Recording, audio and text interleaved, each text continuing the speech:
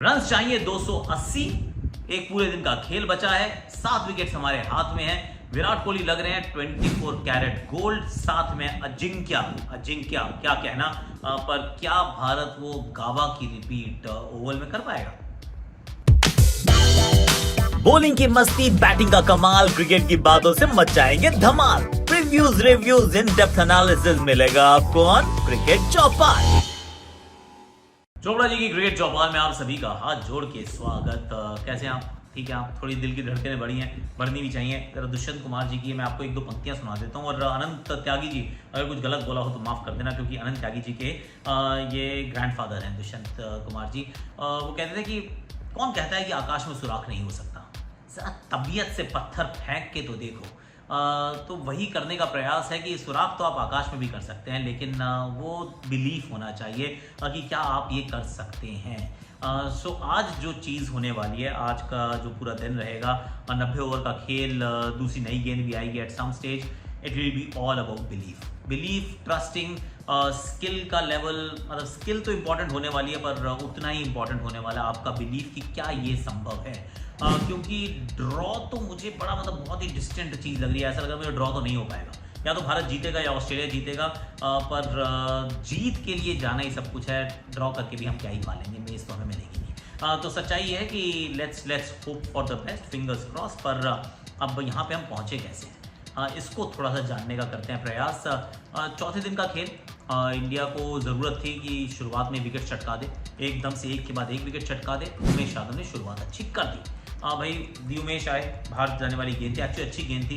Marnus Labuschagne का as लगता है, वो आउट हो जाते हैं। अब ग्रीन के साथ एलेक्स केरी हैं। इंटरेस्टिंगली इनफ कैमरन ग्रीन जो जिस तरीके से बैटिंग कर सकते हैं, जो करने के लिए जाने जाते हैं, वैसी बैटिंग बिल्कुल नहीं की। उन्होंने एकदम से ठक्का लगाया हुआ था कि मैं रन ही नहीं बनाऊंगा, मैं बिल्कुल डिफेंसिव खेल रहा हूँ। रिस्क मिटिगेशन, यानी कि जितने कम रिस्क ले सकते हो आप उतने लीजिए और फिर सोचिए कि रन बन जाए। पर थोड़ी सी फ्लॉड स्ट्रैटेजी मेरे विचार में, क्योंकि ऑलरेडी आप गेम में आगे तो हैं। अब अगर आप डिफेंस करते जाएंगे तो फिर अल्टीमेटली आप कहाँ पहुँचेंगे। तो वो that went on for too long, और इस वजह से रविंद्र जाडेजा ने उनको अल्टीमेटली आउट कर ही दिया। और कोई सही बात थी कि आप उस गेंद पर आउट हुए, वो शॉट मारते आउट हुए जिसमें कोई शॉट ही नहीं था। ये एक्चुअली बॉल को छोड़ रहे थे, पड़ के इधर से लगते उधर से लगते डंडे पे लग जाती है। सो कैमरन ग्रीन की ये पारी थोड़ा सा मुझे बता के गई कि as a test cricketer work in progress. WIA outstanding खिलाड़ी है, मेरे विचार में फ्यूचर का सुपरस्टार है। पर टेस्ट क्रिकेट की ये वाली पारी, पहली पारी भी work in progress. Good cricketer but work in progress. Alex Carey वो अच्छी बैटिंग कर रहे हैं, वो बड़ी कमाल की अच्छी बैटिंग की उन्होंने। इनफैक्ट उनके बड़े अच्छे कांकड़े देखे मैंने, वो क्रिकविज के थे कि सीधा स्वीप मारते हुए आउट ही नहीं होते, उल्टा स्वीप मारते तो आउट होते हैं। तो इस बार उन्होंने उल्टा स्वीप एक भी नहीं मारा, उन्होंने सीधे स्वीप मारे, सीधे तरीके से बैटिंग शुरू की। और उनके साथ थे मिचेल स्टार्क ने भी लंबे समय से रन तो नहीं बनाए थे, लेकिन अब हमारे खिलाफ फाइनली बना दिए हैं। 66 बनाए Alex Carey was batting well, और साथ में मिचेल स्टार्क ने भी 41 रन बनाए थे। फिर एंड में पैट कमिंस भी आउट हुए थे। कुल मिला के शामी के खाते में सफलताएं थी। पर एक और चीज़ जो नजर आई हुई है कि जब बॉल थोड़ा या ड्यूक्स का पुराना हुआ है, and that is important for you and मी, कि जब ड्यूक्स का जो हार्ड बॉल जब पुराना हुआ ना, जब उसकी सीम तो नहीं, वो धंसती नहीं है लेदर में, लेकिन सॉफ्ट हो जाती है, तो फिर बैटिंग आसान हुई। क्योंकि पहले घंटे में जो गेंदबाजी भारत ने की, चाहे उसमें उमेश थे, अशामी थे या सिराज थे, बड़ी पेनिट्रेशन थी, बहुत लीथल थी।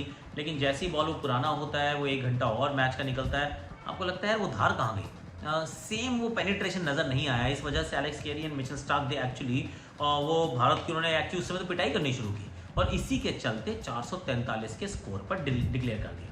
443 का स्कोर माने 443 की लीड, 4-4-3। अब इंडिया को चाहिए जीत के लिए 444 रन।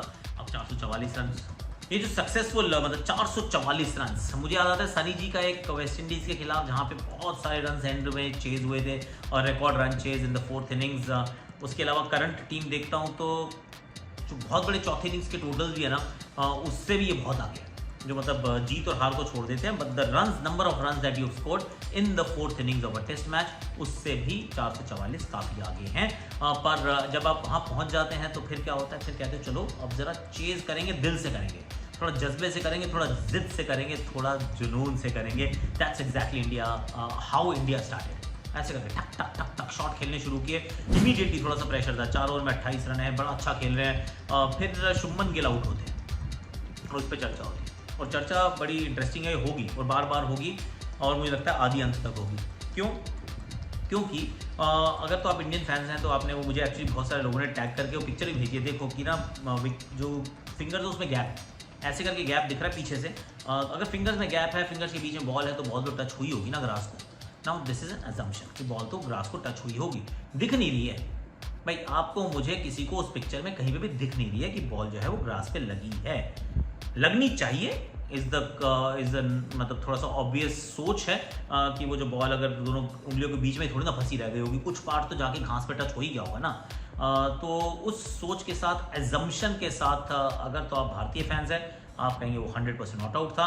अगर आप आईसीसी के अंपायर हैं तो आप कह रहे हैं जो चीज़ मैंने देखी नहीं मैं उसको अज्यूम नहीं कर सकता हूँ, और खासतौर से in any case I am the third umpire, तो मैं अज्यूम कुछ भी नहीं कर रहा। मुझे जो दिखेगा उसके अनुसार मैं आपको आउट देने वाला हूँ या नॉट आउट देने वाला हूँ। नॉट आउट देने का मेरे पास कोई क्लियर कट एविडेंस नजर नहीं आया है, और ऑस्ट्रेलियंस भी कहेंगे हाँ एग्जैक्टली यार, जब एविडेंस ही नहीं है आप कैसे दे सकते हो।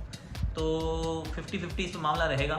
एक और चीज़ ये है कि इट्स अ 3D स्पोर्ट, मतलब 3 डायमेंशनल स्पोर्ट है, और जो पिक्चर्स हैं हमारी 2 डायमेंशनल है। और जब भी ये लो कैचेस पकड़ी जाएंगी ना, जब भी आप वो कैमरा से जूम करके देखेंगे, तो इट डिपेंड्स कि आपकी नेशनैलिटी क्या है, आपको या तो लगेगा आउट या लगेगा नॉट आउट। और ये मेरा एक स्टैंड है जो आज भी है, आज से 5 साल पहले भी था, आज से 5 साल बाद भी रहेगा, अनलेस मुझे कोई आके समझाए कि नहीं जी देखिए आजकल ना ये बात सच है। तो अभी तक जो मेरी अंडरस्टैंडिंग है वो ये है कि it's a 3D sport, 2D pictures, जब तक वो बॉल ज़मीन पे लगी हुई दिखती नहीं है, एजम्पशन पे अंपायर्स आउट नहीं दे सकते हैं। End of the matter. अब उसके बाद पुजारा आते हैं। पुजारा अच्छी बैटिंग कर रहे हैं, पुजारा एक्चुअली अच्छी बैटिंग कर रहे होते हैं, साथ में रोहित शर्मा बड़ा फ्लुएंट खेल रहे होते हैं, पर ये वाली रन चेज ना ये फ्लुएंसी से नहीं होनी है, ये वाली थोड़ी लंबी पारी से होनी है, that is very very important. फिर नेथन लायन के ओवर में आउट हो जाते हैं रोहित शर्मा, वो स्वीप मार रहे हैं। रिस्क रिवॉर्ड में देखोगे तो कहोगे कि नहीं यार रिस्क ज़्यादा रिवॉर्ड कम है, पर दूसरी तरफ से देखोगे तो आप कहोगे कि यार रोहित के तो खेलने का तरीका यही है।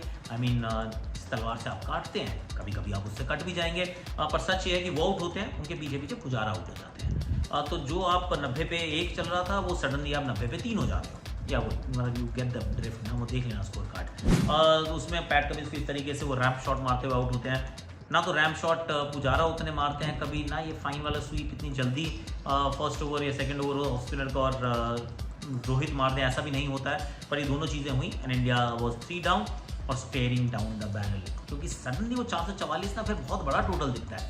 यहाँ पे कोहली आते हैं, साथ में रहाणे होते हैं। अब कोहली रहाणे अच्छा खेले, एक्चुअली कोहली बहुत सबलाइन लग रहे हैं एकदम, वो प्रॉपर ड्राइव्स भी, फ्लिक भी, वो पैरों की तरफ भी है, बहुत अच्छा लग रहे हैं। टचवुड बहुत बढ़िया बैटिंग कर रहे हैं विराट कोहली, और Ajinkya Rahane is providing calmness, ऐसा लग रहा है सॉलिडिटी है। ऐसे डिफेंस ठक पीछे से डिफेंस ठक, फिर ऐसे करके हल्का सा गेम को टहला रहे हैं। He is looking very good, like 24 carat gold कह दूँ या फिर वो विंटेज वाले अजिंक्य रहाणे लग रहे हैं। तो अच्छे तो बहुत दोनों लग रहे हैं, लेकिन आज क्या होगा कि एक बार तो अभी 35 ओवर हुए ना, तो 55 ओवर के बाद नहीं एक्चुअली 55 भी क्यों 45 ओवर के बाद 45 ओवर के बाद दूसरी नई गेंद आ जाएगी। और वो 45 ओवर तक आप चले जाओगे सेकंड सेशन के मिडिल में हो गया, जब आपके पास सेकंड न्यू बॉल आएगी, और तब तक आप वहाँ से 45 ओवर्स में you can score about 140 run, 150 may be, अभी भी 280 पीछे तब भी 130 रह जाएंगे।